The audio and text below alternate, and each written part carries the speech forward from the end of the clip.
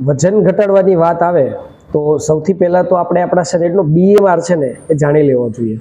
Basal metabolic rate એટલે શું કે આપણું શરીર આખા દિવસમાં બીજું કંઈ કામ કરે છે કે નથી કરતું, પરંતુ શ્વાસોશ્વાસ લેતું હોય, આપણે જે ખાધું છે એનું મેટાબોલિઝમ પ્રોસેસ થયું હોય, એમનું ડાયજેશન પ્રોસેસ થયું હોય, રુધિરાભિસરણ તંત્ર ચાલતું હોય, આવી કેટલી બધી આપણા શરીરની અંદર એક્ટિવિટી ચાલુ છે.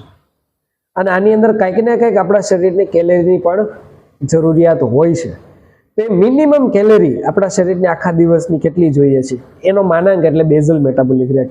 અને માપવાના ઘણા બધા રસ્તા છે, એક સૂત્ર પણ છે અને મશીન દ્વારા પણ આને માપી શકાય છે. આજે માપી લીધા પછી આપણે નક્કી કરી શકીએ કે મારે રોજનું ડાયટ કેટલું લેવું અને કેટલું વર્કઆઉટ કરવું. જેટલી જરૂરિયાત છે એનાથી આપણે ઓછું ડાયટ લઈશું અને થોડું વર્કઆઉટ કરીશું તો જ્યારે વધારે હવે શરીરને જરૂર પડશે કેલેરીની, તો આપણા શરીરની અંદર જે ફેટ જમા પડેલી છે એમાંથી ફરીથી આપણું બોડી એ ઉર્જામાં રૂપાંતરિત કરી અને એને વાપરી નાખશે. અને એવી રીતે આપણે આપણા ફેટને અને વજનને લોસ કરી શકશું. અને જો આ એકવાર સમજી લીધું ને એ પ્રમાણે કરશું તો સસ્ટેન આપણને વેઇટ લોસ કરવામાં મદદ થશે. અને ખાસ કરીને એકવાર ઘટાડ્યા પછી ફરીથી એકવાર ચેક કરવું કે આપણું હવે કેટલું મેટાબોલિઝમની જરૂરિયાત છે, હવે કેટલું BMRની જરૂરિયાત છે.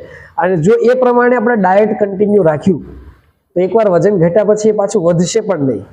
તો આ રીતે ખરેખર આપણે સૌથી પહેલાં BMR જાણી લેવું અને ત્યાર પછી જો વેઇટ લોસ પ્રોસેસની અંદર જશું તો એ આપણને ઇફેક્ટિવલી હેલ્પ પણ કરશે અને એકવાર વેઇટ લોસ કર્યા પછી એને કંટ્રોલ કરવામાં પણ આપણને મદદ કરશે.